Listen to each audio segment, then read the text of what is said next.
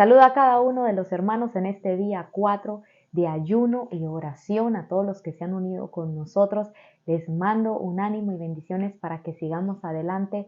En este día vamos a hablar sobre la indiferencia en el corazón. Este es un día de ayuno donde estamos humillándonos delante de Dios y sé que el Señor va a cultivar en nosotros ese corazón sensible para amar lo que Él ama y para dejar toda indiferencia que a veces quiere estar en nuestro corazón. A veces sin darnos cuenta hay una indiferencia grande en nuestro corazón, pero sé que hoy el Señor va a hacer algo con nosotros también en este tiempo de ayuno. Quiero empezar en el libro de Nehemías 1, 3 al 9 y les voy a leer esto en la Nueva Traducción Viviente y dice de la siguiente manera, Nehemías hablando, me dijeron, las cosas no andan bien.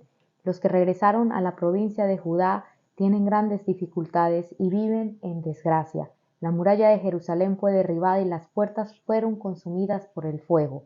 Cuando oí esto, me senté a llorar, dice Nehemías. De hecho, durante varios días estuve de duelo. Ayuné y oré al Dios del cielo. Luego vamos a ver la oración, pero quiero detenerme un momento aquí para puntualizar esto que dice Nehemías. Vienen unos hermanos de él y le explican la situación que está pasando en la provincia de Judá. Y entonces él cuando escucha lo que está pasando con su pueblo, con su gente, él se entristece al saber que ellos están pasando por desgracia, que ellos están en sufrimiento, que ellos la están pasando mal. Y sabe, hermanos, una de las cosas que nosotros necesitamos cultivar es un corazón sensible ante el sufrimiento de un mundo que se está perdiendo, de un mundo que está en ataduras, un mundo que está en amargura, un mundo que no tiene esperanza, que está lejos de Dios y por lo tanto está oprimido, está sufriendo y está siendo abatido por el enemigo. Hay gente que está en enfermedad, hay gente que está en depresión, hay gente que ya ni siquiera quiere vivir y nosotros los cristianos tenemos esa palabra de esperanza, porque eso es lo que es el Evangelio, la esperanza de que Jesús puede transformar nuestras vidas y puede darnos un nuevo comienzo por medio del Evangelio. Él pagó por la culpa de nosotros en esa cruz del Calvario para que nuestros pecados pudieran ser perdonados y para que pudiéramos tener un nuevo comienzo en esta tierra y también pudiéramos obtener la vida eterna cuando nos vayamos de este mundo y estemos frente a Dios para dar cuentas. Por eso es bien importante que nosotros cultivemos un corazón que sufre cuando vemos a las personas que están sufriendo. Y esto es lo que estaba pasando con Nehemías. Él no tenía un corazón indiferente. Y eso es lo que en este día quiero ministrar a tu corazón. Es importante que nosotros luchemos contra la indiferencia, que las preocupaciones de esta vida, que a veces lo que está pasando con nosotros mismos nos envuelve de tal manera que no nos damos cuenta que cultivamos un corazón egoísta, que es indiferente ante el sufrimiento de otras personas, ante la necesidad que tiene el mundo de que el reino de Dios sea establecido, de que la palabra sea predicada, de que la iglesia avance, para que podamos alcanzar esas almas que están en cautividad, que están en enfermedad, que están en desgracia, que están en sufrimiento. Y a veces nos encauzamos tanto y nos enfocamos tanto en nuestras propias necesidades y en nuestros propios problemas y nos olvidamos que hay gente allá afuera que realmente está caminando en un camino que lo va a llevar a una eternidad sin Dios, sin contar los incontables sufrimientos que están viviendo ya en esta tierra. Y por eso nosotros, hermanos, tenemos que quitar nuestra mirada de nosotros mismos y empezar a ver a otros. Mire lo que estaba pasando con Nehemías. Nehemías tenía un puesto importante, era copero del rey, él no tenía por qué irse a pasar luchas, él no tenía por qué salir de su comodidad. Vienen sus hermanos y le dicen, allá en Judá la gente está en sufrimiento y entonces él se entristece. Eso nos muestra un corazón sensible. En este día 4 de ayuno vamos a pedirle al Señor que nos dé un corazón sensible para entender la importancia del avance del reino de Dios. Que nada esto se trata de los pastores, de la iglesia, de las denominaciones, de una religión, no. Esto se trata de nosotros servirle al Señor y de nosotros estar interesados de llevar el mensaje del Evangelio a las personas, de llevar una oración,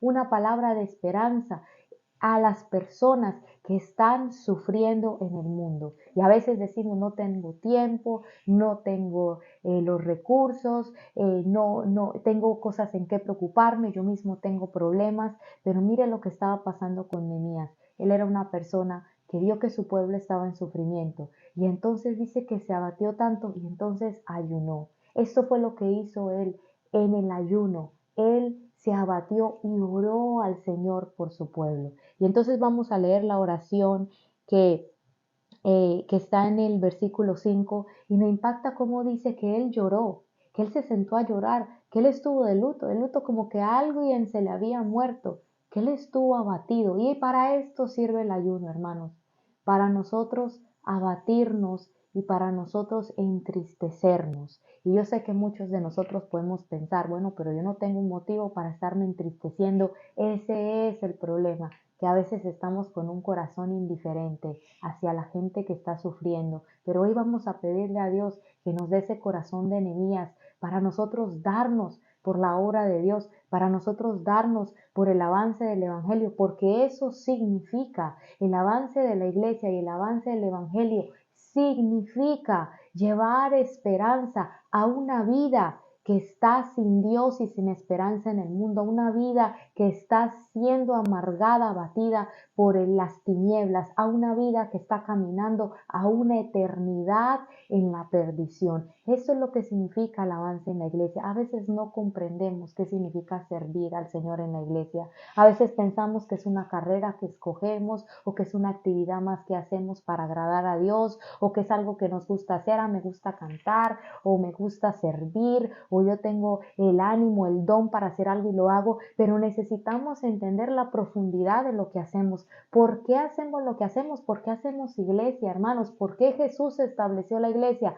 Porque Jesús murió por un mundo que necesitaba ser salvos, por un mundo que necesitaba sanidad.